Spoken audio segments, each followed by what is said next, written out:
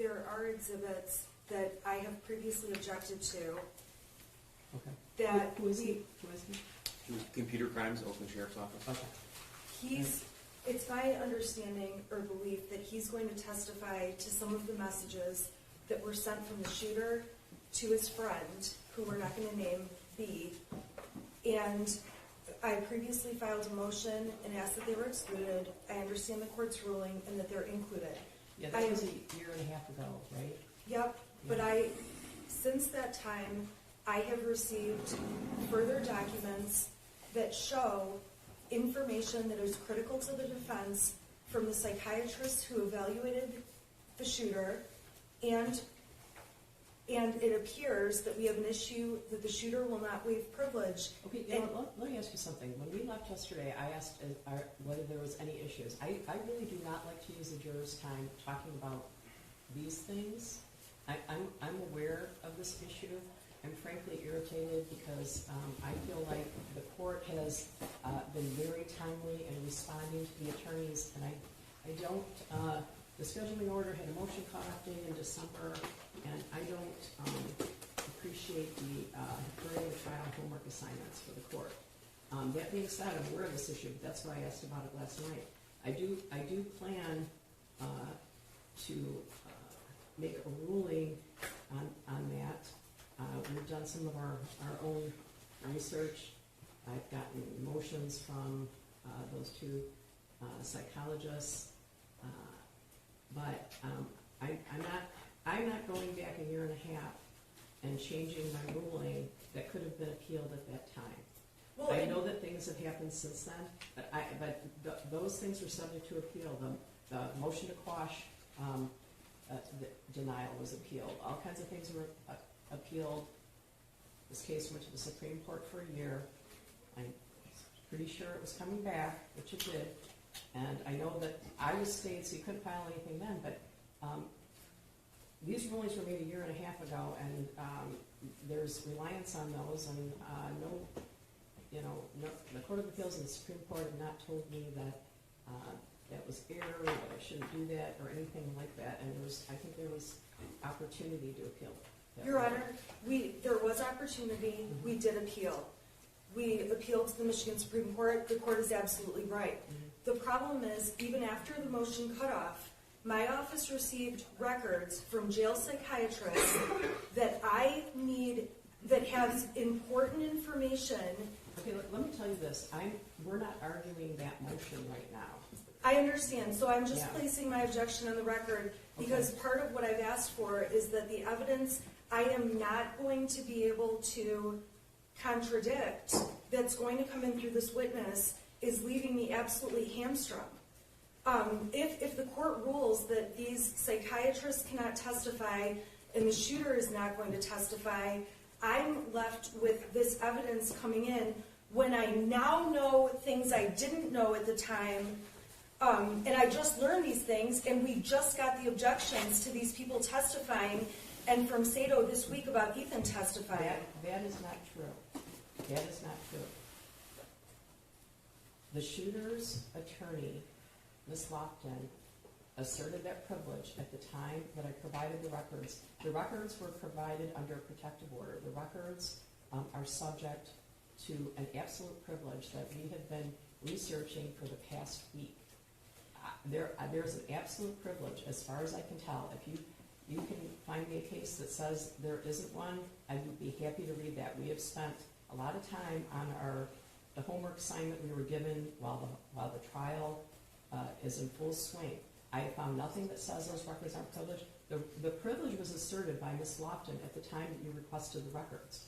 I know it was asserted again by Sato, their new attorney, but it was asserted back in November. I could give you that date if you want. At the time that I provided those records under protective order because the prosecution had the records, and because they could potentially lead to exculpatory evidence on behalf of your client. I didn't plan on ruling about this today, but I guess I would direct you to the Stanaway case that talks about review of records, but that's of a victim witness's records, and in that instance, there was an in-camera review, but there has to be a threshold showing that there would be relevance. I don't have that either. So I'm working as hard as you guys are right now. So at the moment, I'm not going to go back and change my ruling from a year and a half ago. I think everybody has had ample time. When something is filed, I respond to it in a very timely way, despite the fact that I have one or two other cases. And I'm not changing my ruling from a year and a half ago. You could have appealed it to the Court of Appeals, the Michigan Supreme Court, the U.S. Supreme Court, whoever. So, Your Honor, I'm not asking the court to change its ruling from a year and a half ago. I'm asking the court to make a new ruling based on new information that I literally got this week.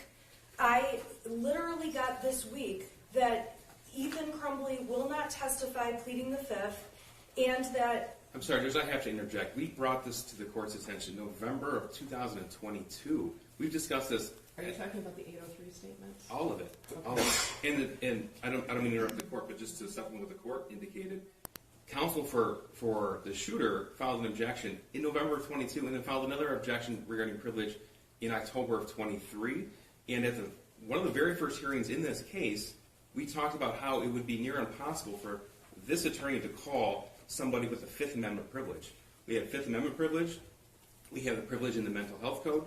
And there's also the issues of hearsay, Judge, and there's nothing inconsistent in any of this. And counsel's had all this information. Well, and Your Honor, I subpoenaed those three doctors. Those three doctors coordinated with my office to find time to come in and testify.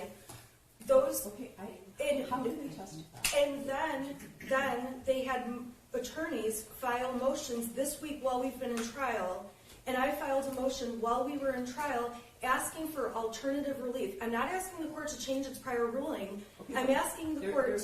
I have found no legal basis for your alternative relief, and I have tried mightily. Well, the alternative relief... I agree with you. I'm not talking about the privilege, but I'm saying when the privilege is absolute, if the privilege holder will not waive it, the court rule says, and it doesn't have to be a complainant, it doesn't have to be a victim, it says if the privilege holder will not waive it, their testimony cannot come in. And what this court is going to allow to come in through this next... The privilege holder is not testifying. I understand that, but the problem is the evidence coming in are statements this privilege holder made, and I have no way to cross-examine to show the inconsistencies and the important information. I've received no offer of proof about that. I don't know if there's inconsistencies in it. There's not. This argument isn't based on a false premise. And this is something we've been saying for months. I know that. There's been no supplemental filing saying that there should be an in-camera review for some reason. This person is not testifying. The shooter is not testifying. So how is he someone who's providing testimony? He's not. Those are statements that were provided under 803. I was not prepared to have this discussion today, this morning. That's why I said last night, the jury is waiting. I would say that I also asked that in the Zoom we had last week. I think it's disingenuous for the defense to say that they're surprised that the shooter would be taking the fifth. You are a very smart, very experienced attorney, and all this stuff is sitting on my desk. There's a case, Jack Maloney, right? You can't put someone on the stand knowing that they're going to take the fifth. And aside from shooter, what's your favorite color? What question could you ask him that would not implicate his Fifth Amendment rights? Okay, I'm sorry. This has to be a clear record. It's not going to be a clear record now because the jury is sitting there. I asked to have the shooter brought in after the issue of privilege was brought up by the shooter's attorneys and by the attorneys for the doctors. I was not planning to call the shooter until this privilege issue came up this week. No, the privilege issue came up in November. On the actual records, yes. Not on the testimony. The testimony is all impeachment. What testimony? The testimony that I anticipate these doctors will give is straight impeachment of things the shooter said. I need to correct the record. It is not. And Dr. Anneker informed me that she had a conversation with defense counsel last week when counsel tried to subpoena her, and Dr. Anneker explained that to counsel that it is not inconsistent. She actually That's said not that to true. counsel. I don't know. That's I not don't know if it's true. inconsistent or not. I have not read the records. I have not read these records, but the privilege was asserted at a minimum last November by the shooter's lawyer, and try as I might, I cannot find an exception to that privilege. That privilege is absolute except in limited purposes. The privilege belongs to the shooter, and it's been asserted several times. I have personally, and my staff attorney, been looking for something that would support your position. The closest I've gotten is Stanaway, and that is a victim witness, and there was a threshold offer of proof by the defense regarding what should be searched for in an in-camera review. I am obviously not in a position to do an in-camera review of those records right now, nor have I been provided with some glaring thing that the shooter said. I lied when I wrote X in my journal, whatever it is. So, Your Honor, I am going to put together an offer of proof of exactly what these doctors would testify to. I understand the court has not ruled yet about these doctors, aside from the fact that the privilege is absolute. I understand that. I cannot file that because of the protective order. No, you can't file it. So I'm going to put it together. I'm going to get it to everyone, and obviously we'll go from there. But I also want to state the privilege. Obviously, we all know the Fifth Amendment. This shooter has pled guilty. He's been sentenced. It's our position that at this point, he does not have the same Fifth Amendment rights as, for example, James Crumbley. It's just not the whose law. trial is not. Okay, support it, because every lawyer in this room knows that that sentence is going to be appealed until well after I retire. Well, and the other thing is the evidence I intend to put in front of this jury, quite frankly, is evidence that the entire world knows about because it came out at the Miller hearing. That's not the test for the law You're or the telling evidence. me why it's relevant and why it would be fair to you to admit it. I understand why you want it. I understand why you want it. I haven't seen it. I understand why you want it. But I have to follow the rules.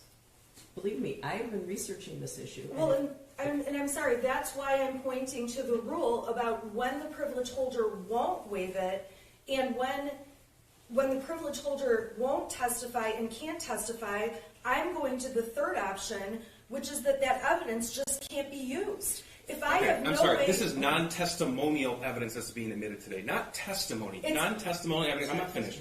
Not testimonial evidence, and that's the basis of this court's ruling. There's no Crawford issue, there's no confrontation issue, it's non-testimonial. If it were, we'd have an issue. We don't. and I believe the Crawford issue is preserved, and this is testimonial because this is information that is tantamount to testimony in this case. It's not the law.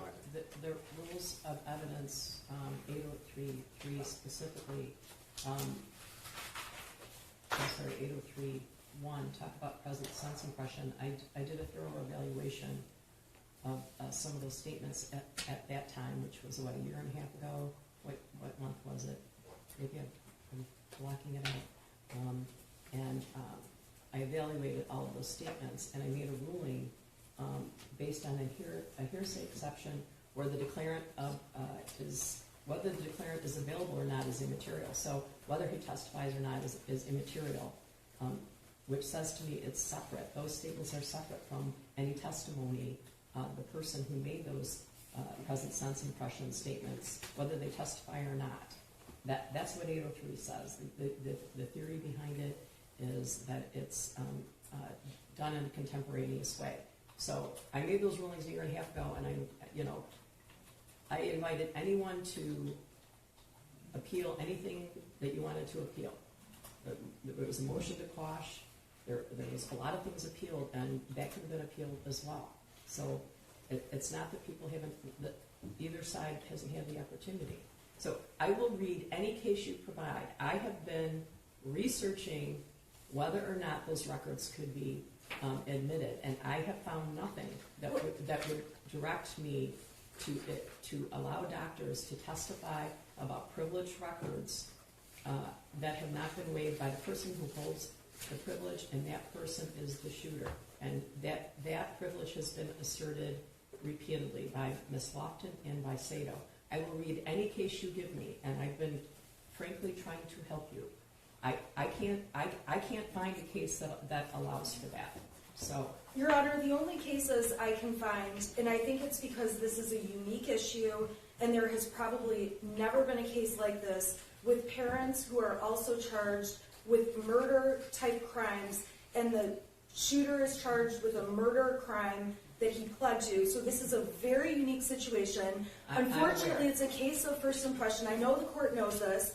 And so when I look at the cases, I agree with the court that most of the cases deal with a complaining witness or an alleged victim and their rights. But the court rule says privilege holder. It does not limit it to complainant. And I agree with this court. There's not case law. And that's why I'm asking this court to make a decision to not allow these statements pursuant to the court rule, because I have no way to defend them. But if the court's ruled, the court's ruled. okay, well, I didn't plan on ruling on that this morning. I mean, I will still file an offer of proof, and I will still file a list of what the evidence would have shown. And I understand the court will make a decision about the doctors testifying. That's the best I can do. okay, well, I'm doing the best I can do. So, I know you are. And anything else? Just really quickly, what the court rule says is that if the privilege is absolute and the privilege holder refuses to waive the privilege to permit disclosure, the trial court shall suppress respective privilege holder's testimony. Testimony. I'm not done. Testimony, and this is non-testimonial evidence, what we just said. There's nothing more. This isn't a case of first impression. This is the law. It's been the law for a very long time. well, the problem is, I want the testimony, and I'm being told I can't get the testimony. That is directed at a person who puts, like someone who is in a car accident and they're suing an insurance company and they're putting an issue, they say that I've been depressed, I can't leave my house since this accident, whatever it is. If they testify to that and then they object to having their mental health records admitted, it's problematic because that person, the witness, put their mental health issue in that case at issue. They put their mental health at issue. And so you can't use your shield as a sword. That's what that is about. Correct. So if you are a witness who's alleging damage to your mental health, yet you will not waive the privilege with regard to your psychological records from mental health treaters, then that testimony is stricken. There's a reason for that. You can't use your shield as a sword. That is the reason for that. That is wholly separate from this issue.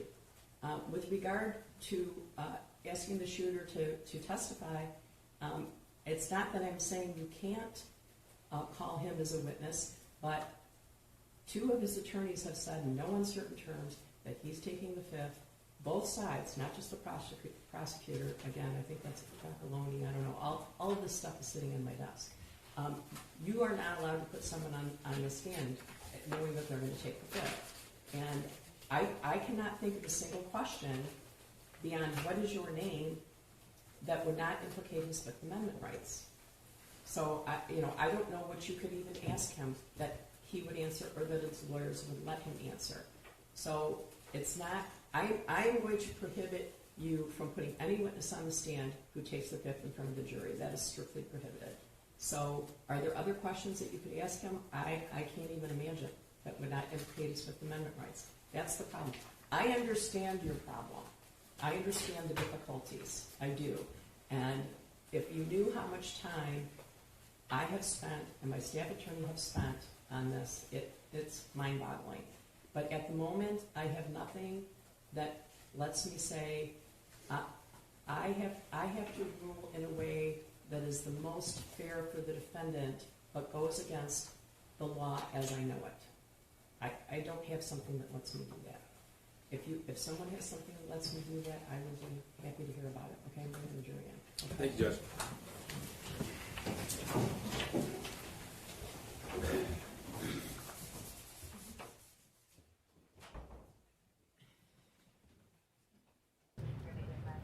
Hey, just wanted to jump in here as everyone stands up in court waiting for the jury and try to explain a little bit what you were just listening to. So Shannon Smith, who's a defense attorney for Jennifer Crumbley, was objecting to yesterday some text messages back and forth between the Oxford High School shooter and his friend, talking about the gun and his mental state. She does not want those admitted into evidence because she cannot cross-examine the shooter himself.